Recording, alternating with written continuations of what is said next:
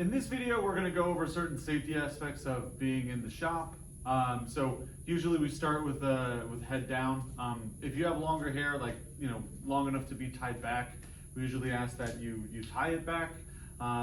Going down your body, you always have to have eye protection. If you have eyeglasses, that usually suffices. Working our way down. Long sleeves are okay, you just have to make sure they're rolled up. Short sleeves are perfectly good. As far as jewelry goes, I'll usually take off my ring whenever I do anything. Definitely don't want any necklaces or anything on that could droop into the machine, okay? And that includes drawstrings on hoodies and just general loose clothing should be avoided. So if you basically show up looking like me, everything will be good. Long pants are necessary.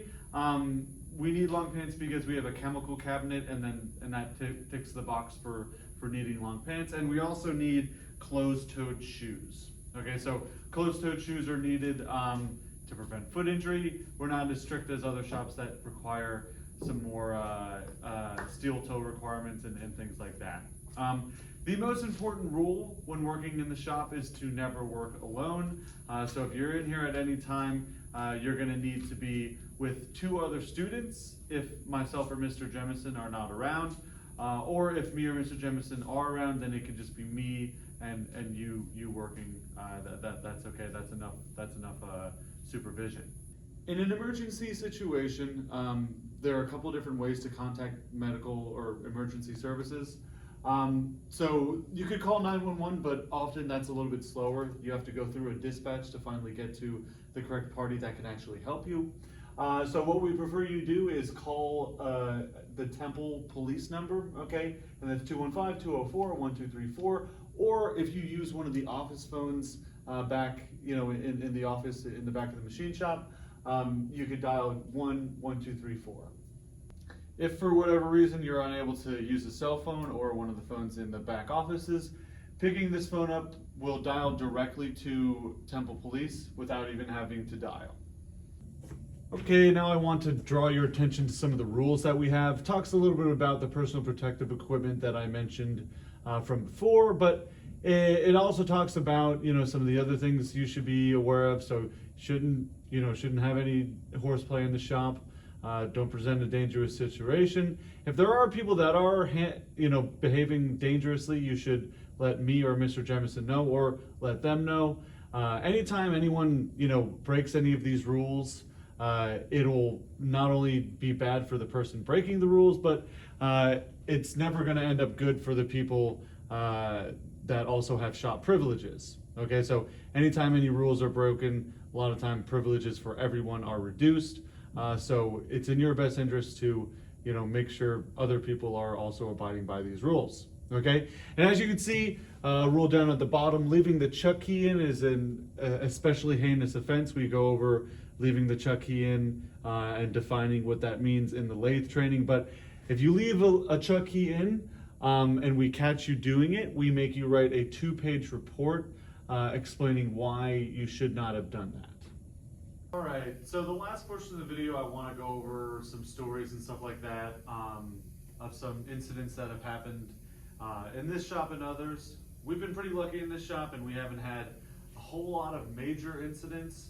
Yeah, I'll go over some of the things that have happened. So in addition to the main spinning portion, okay, so let's go over that. On the milling machine, you have the main spindle that is here, and then you have the headstock on the lathe.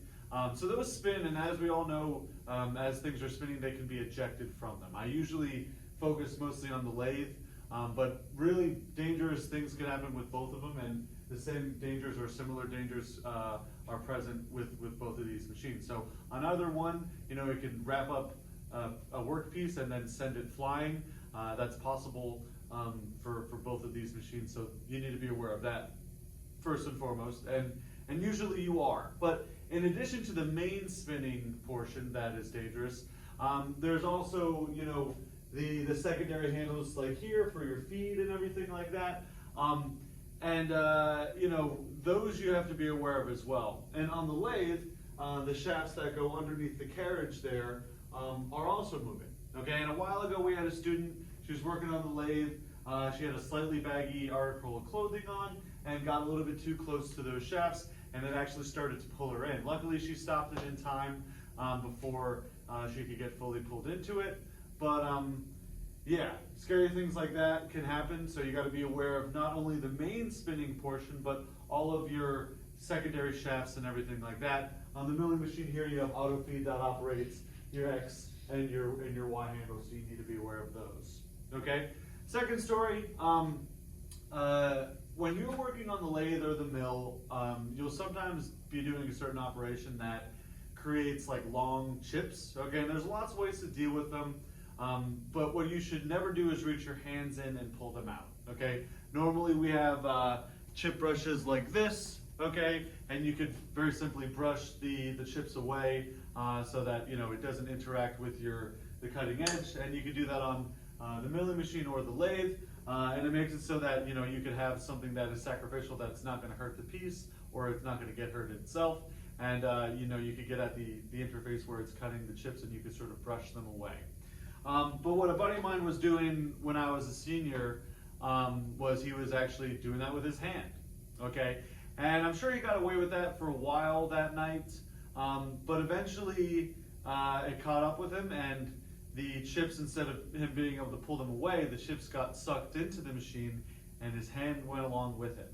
Okay, and as a result, he can no longer grow a fingernail. So he lost basically half of the tip of his thumb, half of the last segment of his thumb, and this was really hard for all of us. For one, he was a good buddy of mine. And you don't really want to see any of your friends getting hurt in the shop. But it was also annoying because we got our own privileges reduced. Okay, so if anyone is acting unsafe and if they get hurt, you'll reduce your own privileges. Okay, so please keep an eye out for your friends, and if there are some unsafe practices, please let them know. Okay, and then the final story, it's not an incident that happened in this shop, but at Yale there was a student. She had long hair. She didn't have it tied back. She was working on a lathe in a chemistry lab, and she was working alone. So really, she was doing two major things wrong. Working alone, again, that's the most important rule of the shop. You never ever work alone. And she also didn't have her hair tied back. And she got caught into the lathe, pulled into it from her hair, and yeah, she lay there and she unfortunately passed away. And so hopefully if someone was there, we don't know, maybe we don't know whether or not that would have been able to help, but yeah, it's definitely very sad to see, and it's something that can happen here, even with all the guards and all the safety procedures we have in place. Things like that can still happen. So please be as careful as possible when working with these machines.